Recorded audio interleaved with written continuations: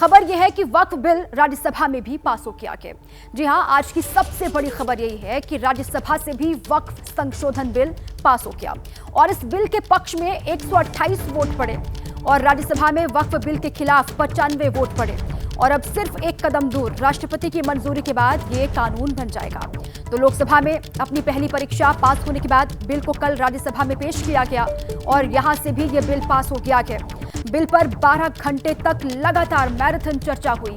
सत्ता पक्ष और विपक्ष में बहस और दलीलों के दौर खूब चले और बीती रात वोटिंग की गई, जो 1.5 घंटे तक चली पूरी वोटिंग की प्रक्रिया, जिसमें बिल के पक्ष में 128 वोट पड़े और इसके खिलाफ 95 वोट पड़े।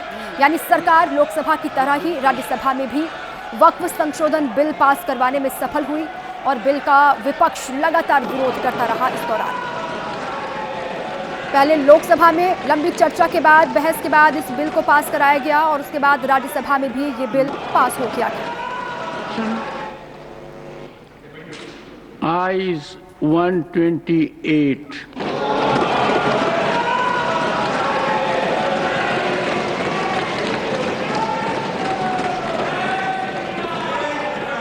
Noes 95.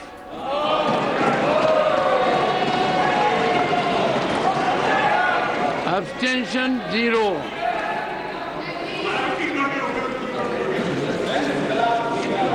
The bill is passed.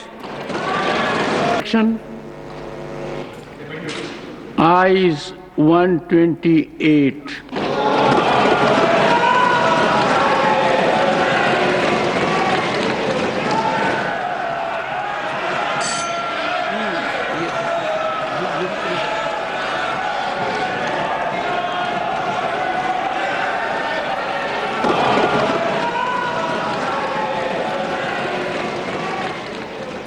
तो ऐतिहासिक ये पूरा क्षण रहा। 2 दिन पूरे ऐतिहासिक रहे, वो लोकसभा में हो या फिर राज्यसभा में हो।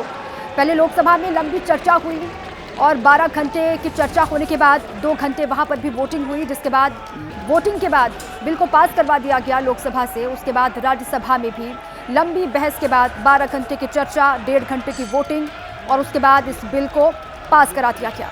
128 वोट पड़े पक्ष में इस बिल के, सत्ता पक्ष की तरफ से, और विपक्ष की ओर से 95 वोट पड़े जिन्होंने इस बिल के खिलाफ वोट किया।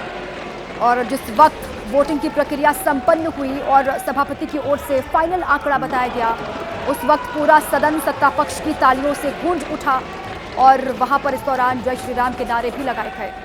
अब राष्ट्रपति की मंजूरी मिलेगी और उसके बाद ये कानून बन जाएगा, वक्फ संशोधन बिल। तमाम सियासत, तमाम विरोध इस बिल के खिलाफ विपक्ष करता रहा, लेकिन सत्ता पक्ष जो है वो खूबियां बताने में सफल रहा। बाबा साहब डॉक्टर भीमराव अंबेडकर के संविधान की हत्या की गई है, लोकतंत्र की हत्या की गई है और एक गैर संवैधानिक बिल संख्या बल के आधार पर पास किया गया है। आम आदमी पार्टी ने इसका विरोध किया। ऐसे ऐसे प्रावधान इस बिल के अंदर हैं जो अपने आप में बड़े हैरान करने वाले हैं। तो कुल मिलाकर ये एक बहुत ही गलत बिल पास हुआ है। संविधान में जो अधिकार धारा 25-26 में मिली है इस देश के लोगों को कि अपनी धार्मिक मान्यताओं के हिसाब से वो अपने धार्मिक संपत्तियों का प्रबंधन कर सकते हैं, उसके खिलाफ है। एक ऐतिहासिक दिवस है हमारे सेक्युलरिज्म के लिए, हमारे महिलाओं के लिए, एक प्रकार से हमारे अक़लियतों के लिए, माइनॉरिटीज़ के लिए भी। जो नकारात्मक राजनीति इतने दशकों से किया जा रहा था, मुसलमानों को केवल वोट बैंक के रूप में यूज़ करना, इस्तेमाल करना, उनको विकास से दूर रखना, तो मुझे यकीन है कि वक्फ अमेंडमेंट बिल लोकसभा राज्यसभा में पारित हुआ, कुछ ही समय में एक कानून बन जाएगा। उसके बाद सबसे ज़्यादा फ़ायदा आम ज़रूरतमंद मुसलमानों को मिलेगा। ये पारित हुआ है, बहुत हद तक नैतिक जीत हमारी हुई है। बहुत बड़ी मात्रा में लोकसभा में कोई 30-35 वोट का फर्क था, विरोध हुआ इस बिल का। राज्यसभा में भी 92 और 95 2 वोट आए हैं, बड़ी भारी मात्रा में है। मैं समझता हूँ इससे देश का, जनादेश का एक जो मूड है, जो मत है, वो जाहिर होता है। ये हुई पहली बात। कोई इसमें ज़बरदस्त समर्थन नहीं है। ये जानबूझकर अपने बहुमत का दुरुपयोग करके जोर ज़बरदस्ती से गणतांत्रिक तरीके से नहीं ये डाला गया है, थोपा गया है। नंबर 2, मुझे इस पर कोई संदेह नहीं है कि अगर इस पर चुनौती दी जाएगी कभी भी बाद में, तो बहुत अच्छा चांस है कि न्यायपालिका इसको असंवैधानिक करार करेगी, विशेष रूप से अनुच्छेद 26 और 25 के अंतर्गत संविधान के।